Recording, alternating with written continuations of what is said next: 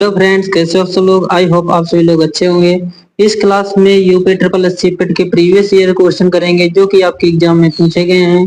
तो हमने इसके पहले कई प्रैक्टिस सेट कर चुके हैं और ये हमारी चौथी क्लास है। और चौथी क्लास में हम लोग पढ़ेंगे, इसमें ये पांचवी क्लास है, सॉरी हमारी चौथी क्लास, 4 क्लासें हम लोग कंप्लीट कर चुके हैं।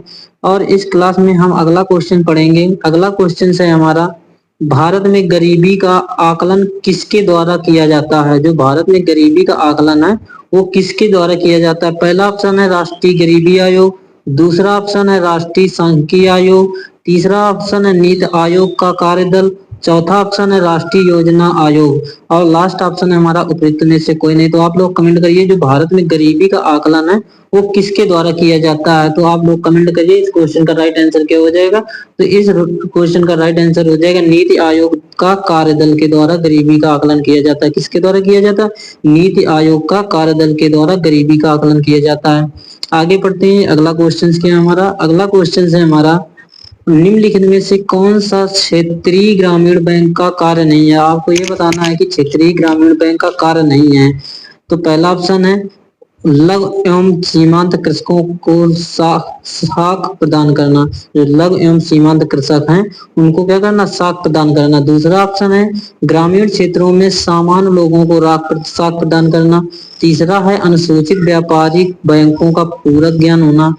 चौथा ऑप्शन है भारतीय कृषि पुनर्वित्त निगम के कार्यों को ले लेना। पांचवा ऑप्शन है उपयुक्त में से कोई नहीं। तो आप लोग कमेंट करिए कि कौन सा क्षेत्रीय ग्रामीण बैंक का कार्य नहीं है। आप लोग कमेंट करिए। तो इस क्वेश्चन का राइट आंसर क्या हो जाएगा? ऑप्शन नंबर चौथा हो जाएगा, जो भारतीय कृषि पुनर्वित्त नियम के कार्यों को ले लेना ये बैंक का कार्य नहीं है। आगे पढ़ते हैं, अगला क्वेश्चन क्या है हमारा। अगला क्वेश्चन है मानवीय गरीबी सूचकांक किस वर्ष में विकसित किया गया था। जो मानवीय गरीबी सूचकांक है वो वर्ष किस वर्ष विकसित किया गया? पहला 1991, दूसरा 1995 में, तीसरा ऑप्शन है 1997, चौथा ऑप्शन है 2001 में, पांचवा ऑप्शन है उपयुक्त में से कोई नहीं। तो आप लोग कमेंट करिए जो मानवीय गरीबी सूचकांक कब विकसित किया गया था। तो आप लोग कमेंट करिए। तो इस क्वेश्चन का राइट आंसर क्या हो जाएगा? ऑप्शन नंबर तीसरा हो जाएगा, 1997 में भारतीय मानवीय गरीबी सूचकांक विकसित किया गया था। यदि आप लोगों को क्लास अच्छी लग रही है तो क्लास को लाइक शेयर जरूर करिए। अगला क्वेश्चन है हमारा, प्रधानमंत्री श्रम योगी मानधन योजना असंगठित क्षेत्र के कामगारों के लिए वृद्धावस्था सुरक्षित सुनिश्चित करती है। जिनकी मासिक आय कम से कम कितनी होनी चाहिए? 10,000 होनी चाहिए कि 15,000 होनी चाहिए कि 20,000 होनी चाहिए या फिर 12,000 होनी चाहिए या फिर उपयुक्त में से कोई नहीं। तो आप लोग कमेंट करिए। तो इस क्वेश्चन का राइट आंसर क्या हो जाएगा? 15,000 होनी चाहिए। कम से कम कितनी होनी चाहिए? 15,000 होनी चाहिए। एक क्वेश्चन इसी में पूछा जाता है कि प्रधानमंत्री श्रम योगी योजना की शुरुआत कब हुई थी। प्रधानमंत्री श्रम योगी योजना, इस योजना की शुरुआत कब हुई थी? तो इस योजना की शुरुआत हुई थी 15 फरवरी 2019 में हुई थी। कब हुई थी? 15 फरवरी 2019 में हुई थी। याद रखेंगे, जो प्रधानमंत्री श्रम योगी योजना है वो 15 फरवरी 2019 में इसकी शुरुआत हुई थी। मोस्ट इंपोर्टेंट क्वेश्चन है, 15 फरवरी 2019 में प्रधानमंत्री श्रम योगी योजना की शुरुआत हुई थी। आगे बढ़ते हैं, अगला क्वेश्चन हमारा क्या है। अगला क्वेश्चन है हमारा, समांतर अर्थव्यवस्था के कारण उभरती है। जो समांतर अर्थव्यवस्था है तो किसके कारण उभरती है? पहला ऑप्शन है कर अनुमान, दूसरा है कर अनुपालन, तीसरा ऑप्शन है कर परिवहन, चौथा ऑप्शन है कर वंचन और पांचवा ऑप्शन उपयुक्त में से कोई नहीं। तो आप लोग कमेंट करिए जो समांतर अर्थव्यवस्था है किसके कारण उभरती है। इस क्वेश्चन का राइट आंसर हो जाएगा कर वंचन। किसके द्वारा उभरती है? कर वंचन। एक क्वेश्चन और पूछा जाता है कि भारत सरकार द्वारा नोटबंदी कब हुई थी। जो नोटबंदी है वो कब हुई थी? भारत सरकार द्वारा नोटबंदी कब किया गया? तो आप लोग कमेंट करिए। आप सभी लोगों को पता होगा नोटबंदी कब की गई थी। तो आप लोग कमेंट करिए कि नोटबंदी कब हुई थी। तो 8 नवंबर कब हुई थी? 8 नवंबर, याद रखेंगे जो नोटबंदी है 8 नवंबर 2016 में हुई थी। कब हुई थी? 8 नवंबर 2016 में हुई थी नोटबंदी भारत में। नोटबंदी कब हुई थी? 8 नवंबर 2016 को हुई थी। आगे पढ़ते हैं, अगला क्वेश्चन हमारा क्या है। अगला क्वेश्चन है 4 दिवसीय फसल कटाई उत्सव पोंगल आम तौर पर कब मनाया जाता है? पहला ऑप्शन है दक्षिण भारत, दूसरा है पूर्वी भारत, तीसरा है उत्तर भारत, चौथा है उत्तरी पूर्वी भारत और पांचवा है उपयुक्त में से कोई नहीं। जो पोंगल त्योहार है वो कब मनाया जाता है? तो पोंगल त्योहार, पोंगल से कई क्वेश्चन बन जाते हैं। एक तो ये कब मनाया जाता है, तो कहाँ मनाया जाता है? तो ये दक्षिण भारत में मनाया जाता है। कहाँ मनाया जाता है? दक्षिण भारत में मनाया जाता है। और एक क्वेश्चन पूछा जाता है, पोंगल नृत्य किस राज्य में मनाया जाता है? तो तमिलनाडु। कहाँ पर मनाया जाता है? तमिलनाडु या फिर आंध्र प्रदेश। तमिलनाडु में भी मनाया जाता है और आंध्र प्रदेश में भी मनाया जाता है और तेलंगाना राज्य में मनाया जाता है। कहाँ मनाया जाता है? तेलंगाना, तेलंगाना राज्य में मनाया जाता है। इन सभी जगहों पर पोंगल त्योहार मनाया जाता है। तो इस क्वेश्चन का राइट आंसर क्या हो जाएगा? दक्षिणी भारत में ये त्योहार मनाया जाता है। आगे पढ़ते हैं, अगला क्वेश्चन क्या है? अगला क्वेश्चन है हमारा, भारत में राष्ट्रीय खेल दिवस कब मनाया जाता है? मोस्ट इंपॉर्टेंट क्वेश्चन है। जो भारत में राष्ट्रीय खेल दिवस है वो कब मनाया जाता है? पहला ऑप्शन 29 अगस्त, दूसरा 26 अगस्त, तीसरा है 27 अगस्त, चौथा 28 अगस्त और पांचवा उपरोक्त में कोई नहीं। तो 32 नंबर का क्वेश्चन आप लोग कमेंट करिए, इस क्वेश्चन का राइट आंसर क्या हो जाएगा? तो जो खेल दिवस है, राष्ट्रीय खेल दिवस, वो 29 अगस्त को मनाया जाता है। कब मनाया जाता है? 29 अगस्त को मनाया जाता है। एक क्वेश्चन ये पूछ लिया जाता है, भारत का राष्ट्रीय खेल क्या है? भारत का राष्ट्रीय खेल बताइए। तो भारत का राष्ट्रीय खेल क्या है? भारत का राष्ट्रीय खेल क्या है? हॉकी है। याद रखेंगे, भारत का राष्ट्रीय खेल हॉकी है। और जो राष्ट्रीय खेल दिवस सबसे पहले कब मनाया गया? तो 29 अगस्त 2012 को सबसे पहले राष्ट्रीय खेल दिवस के रूप में मनाया गया था। कब मनाया गया था? 29 अगस्त दो कब मनाया गया था? 29 अगस्त 2012 को मनाया गया था। 29 अगस्त 2012 को सबसे पहले राष्ट्रीय खेल दिवस के रूप में मनाया गया। और किसके उपलक्ष्य में मनाया गया? मेजर ध्यानचंद के उपलक्ष्य में। मेजर जो ध्यानचंद थे, मेजर ध्यानचंद के उपलक्ष्य में मनाया जाता है, जो कि यहाँ राष्ट्रीय खेल हॉकी है।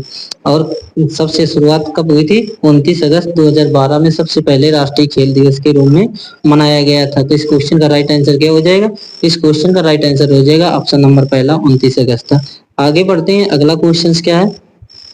मोस्ट इंपोर्टेंट क्वेश्चन है, भारतीय ओलंपिक संघ IOA का गठन किस वर्ष किया गया? पहला ऑप्शन है 1929 में, दूसरा 1928 में, तीसरा ऑप्शन 1930 में, चौथा ऑप्शन 1926 में और पांचवा ऑप्शन है उपयुक्त में से कोई नहीं। तो आप लोग कमेंट करिए, जो भारतीय ओलंपिक संघ है इसका गठन कब हुआ, किस वर्ष हुआ? तो इसका गठन हुआ था 1927 में। कब हुआ था? 1927 में भारतीय ओलंपिक संघ का गठन हुआ था। तो इस क्वेश्चन में राइट आंसर को क्या हो जाएगा?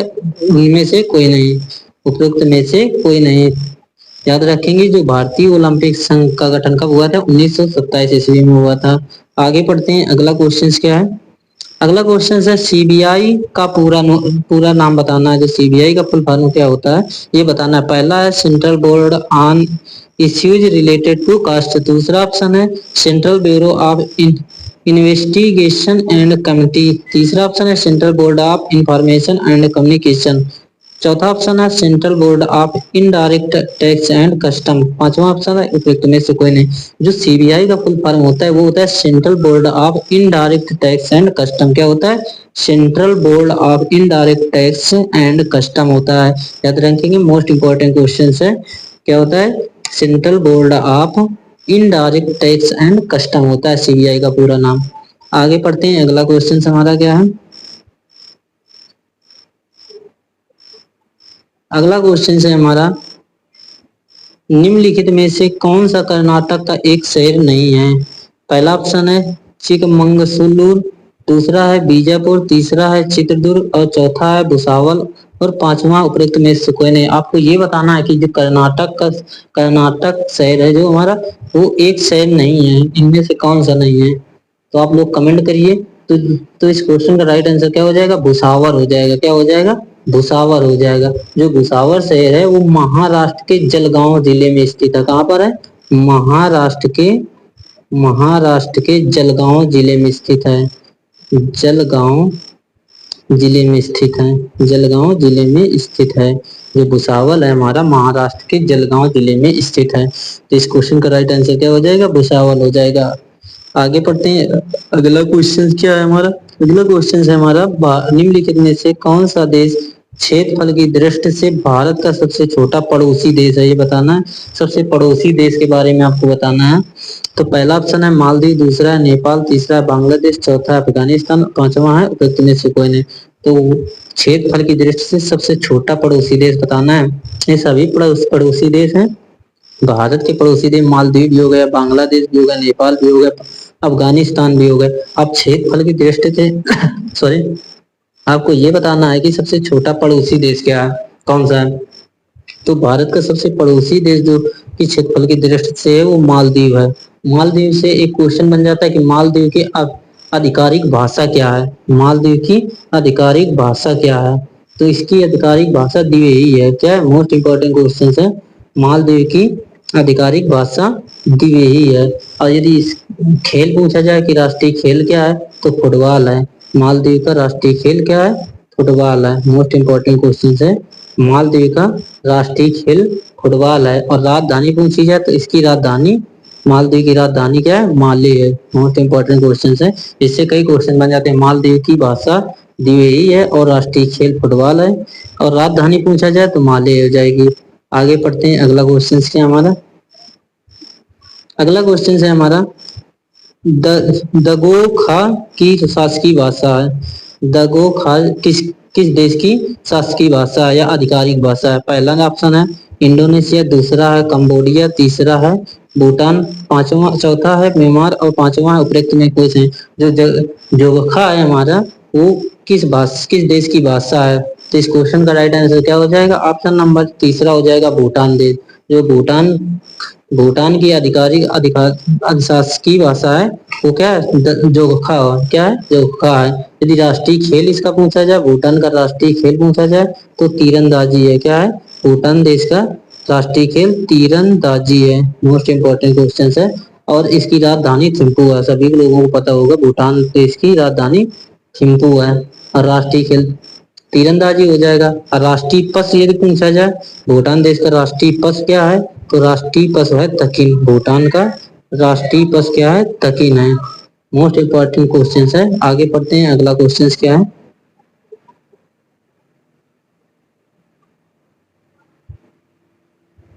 अगला क्वेश्चन है हमारा, किसी राज्य का मंत्रि परिषद के मुख्यमंत्री सहित मंत्रियों की कुल संख्या कितनी है? पहला ऑप्शन है उस राज्य की विधानसभा के कुल सदस्यों की संख्या 21% से अधिक हो सकती है। दूसरा है 21 से अधिक नहीं हो सकती। तीसरा, उस राज्य की विधानसभा के कुल सदस्यों की संख्या 15% से अधिक नहीं हो सकती। चौथा ऑप्शन है 31 से अधिक नहीं हो सकती। पांचवा हमारा है उपयुक्त में से कोई नहीं। इस क्वेश्चन का राइट आंसर क्या हो जाएगा? उपयुक्त में से कोई नहीं हो जाएगा। क्या हो जाएगा? उपयुक्त में से कोई नहीं हो जाएगा। आगे पढ़ते हैं। अगला क्वेश्चन क्या है?